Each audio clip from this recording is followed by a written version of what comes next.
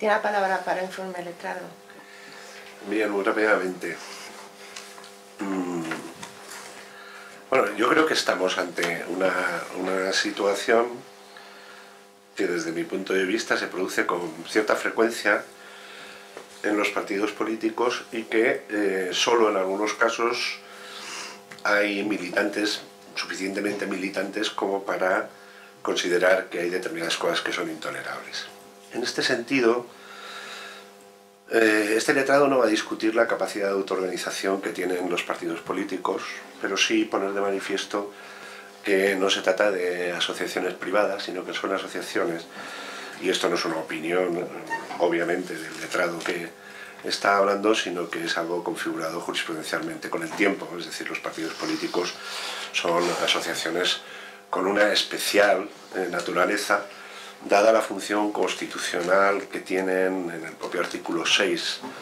en el que se le da una función elemental de cauce de participación política, de expresión del pluralismo político y de conformación de la voluntad. En este sentido, nos encontramos ante un choque entre la competencia o la capacidad de autoorganización de un partido político que tiene una determinada dirección y la libertad de expresión y la participación política, elementos de primera magnitud. La libertad de expresión es el elemento fundamental para el pluralismo político, que por lo tanto un valor superior del ordenamiento jurídico, y desde luego la participación es el elemento fundamental para la configuración de la voluntad popular. Por lo tanto, los partidos son algo más que una asociación y la libertad de expresión es más que una libertad al uso, es una libertad configuradora de todos los cauces de participación y de generación del escenario público. La libertad de expresión, y ahora voy a citar 3 sentencias o 4 fundamentales del Tribunal Constitucional, que además están en el escrito presentado, pero que entiendo que deben ser sistematizadas en este momento para entender lo que queremos decir. La libertad de expresión comprende estamos hablando de la sentencia del Tribunal Constitucional 23/2010, de 27 de abril, en su fundamento jurídico tercero, dice: la libertad de expresión comprende, junto a la mera expresión de juicios de valor, la crítica de la conducta de otros, aun cuando la misma sea desábrida y pueda molestar, inquietar o disgustar a quien se dirige, pues así lo requiere el pluralismo, la tolerancia y el espíritu de apertura, sin los cuales no existe sociedad democrática. En el marco amplio que se otorga la libertad de expresión, quedan amparadas, según nuestra doctrina, aquellas manifestaciones que, aunque afecten al honor ajeno, se revelen como necesarias para la exposición de ideas u opiniones de interés público. Así, el derecho a la libertad de expresión, al referirse a la formulación de pensamientos, ideas y opiniones, sin pretensión de sentar hechos o afirmar datos objetivos, dispone de un campo de acción que viene solo delimitado por la ausencia de expresiones sin relación con las ideas u opiniones que se expongan y que resulten innecesarias para la exposición de las mismas. Por otro lado, en relación con la propia libertad de expresión, el artículo 20 de la Constitución española garantiza un interés constitucional. La formación y existencia de una opinión pública libre garantiza que reviste una especial trascendencia, ya que al ser una condición previa y necesaria para el ejercicio de otros derechos inherentes al funcionamiento de un sistema democrático, se convierte a su vez en uno de los pilares de una sociedad libre y democrática. Para que el ciudadano pueda formar libremente sus opiniones y participar de modo responsable en los asuntos públicos, ha de ser también informado ampliamente, de modo que pueda ponderar opiniones diversas e incluso contrapuestas. En tercer lugar, hemos de decir que los partidos políticos, hemos hablado de la libertad de expresión y ahora de los partidos políticos, también la sentencia 56 del Tribunal Constitucional del año 95 da una categorización de lo que queremos decir. Difícilmente pueden los partidos ser cauce de manifestación de la voluntad popular e instrumentos de una participación en la gestión y control del Estado que no se agota en los procesos electorales si sus estructuras y su funcionamiento son autocráticos. Los actores privilegiados del juego democrático deben respetar en su vida interna unos principios estructurales y funcionales democráticos mínimos al objeto de que pueda manifestarse la voluntad popular y materializarse la participación en los órganos del Estado a los que esos partidos acceden. Y ya resumiendo y bajando al detalle de lo que nos ocupa. el juicio que ha ido creciendo por parte de la posibilidad de control del Estado, que no permite intromisiones ilegítimas en la autorganización de los partidos políticos, sí que ha ido evolucionando de hacer un juicio estrictamente formal a ir a hacer un juicio material, es decir, entrar en el fondo del problema, que significa hacer un juicio de ponderación. Desde el punto de vista de las garantías, yo creo que nos encontramos ante una actuación absolutamente grosera e intolerable en un partido político. Es decir, se ha aplicado el procedimiento que han decidido los árbitros en un momento determinado. Los árbitros han decidido que se aplica la ley de arbitraje por el nombre, porque el Madrid-Barça también debería aplicarse la ley de arbitraje. No entendemos cómo puede mezclarse lo que es una actuación mediadora que está intentando precisamente resolver el conflicto desde principios de igualdad, convertirse sencillamente en un órgano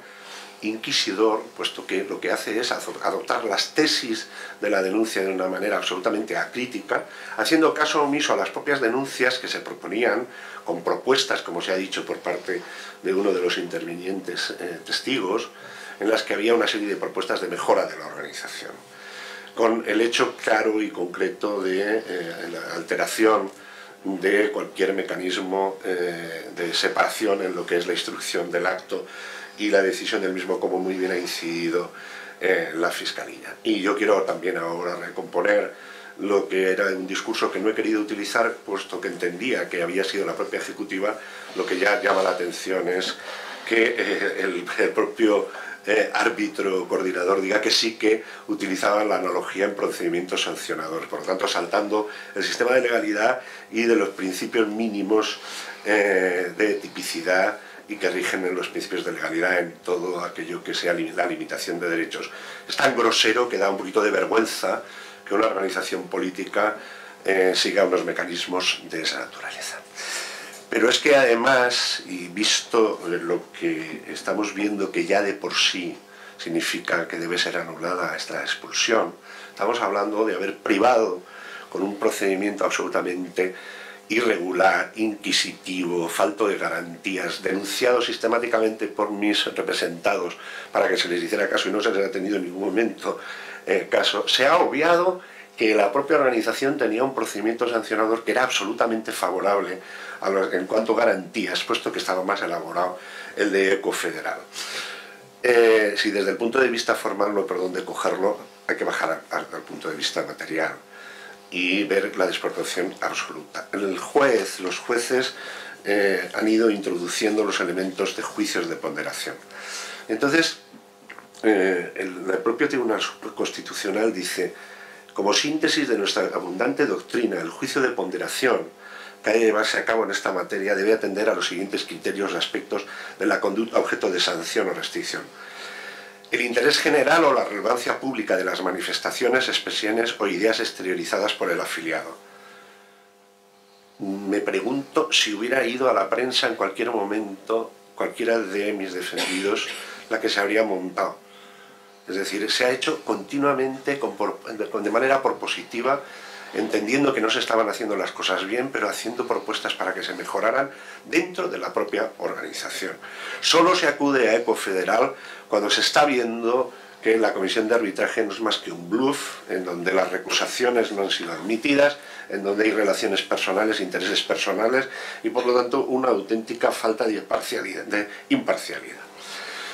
Pero además, en ese juicio de relevancia, otro de los criterios a tener en cuenta, dice el Tribunal Constitucional, es la finalidad que anima las manifestaciones objeto de controversia, en particular si favorece el funcionamiento democrático de las asociaciones políticas. Tristemente nos encontramos ante una organización que pretende ser renovadora en cuanto a los medios democráticos, habla de asambleísmo, habla de participación, habla de la posibilidad de organizarse para debatir, todo es participación, y sin embargo cuando se agrupan en una plataforma unas personas luchando por la transparencia y la democratización, lo que se hace es expulsarlos. Y la propia naturaleza de las manifestaciones, tercer criterio, es el carácter ofensivo, aspecto que cobra mayor relevancia en ámbitos de relación entre particulares. No hay ningún carácter ofensivo, hay una crítica política. Hay una utilización todos los días, los partidos políticos se ven con este tipo de tensiones. Si las tensiones se resuelven de la manera en que están resueltas por la dirección que nosotros estamos en estos momentos reclamando que rectifique. Los partidos políticos se van empequeñeciendo. El no respeto de las minorías es la muerte de los partidos políticos, y la muerte de los partidos políticos es la muerte de la democracia. Si se deja que dirigentes, como han gestionado esto, crean que tienen un coto privado, que se trata de una asociación como si fuera de una asociación de recogedores de setas, con partidos políticos que son financiados públicamente y que tienen una función constitucional, flaco favor estaremos haciendo a la democracia y a los propios partidos políticos y al funcionamiento de los partidos políticos. Señoría, desde luego que corresponde resolver a favor de mis representados, anulando y por lo tanto permitiendo que efectivamente vuelvan a formar parte de este partido, recuperando el derecho a la libertad de expresión, el derecho a la participación política, y un mal hecho ya no han podido participar durante todo este tiempo, pero en definitiva no pretendemos tampoco exigir ningún tipo de responsabilidad civil en esa naturaleza. Desde luego esto les ha supuesto un coste personal importante. Estamos hablando de dirigentes históricos del SBERS del País Valenciano, y que por lo tanto ver vulnerados sus derechos de esa manera entristece por parte como personas y como parte de la organización a la que le han dedicado muchísimo tiempo. Obviamente corresponde que las costas procesales sean a cargo de la parte demandada.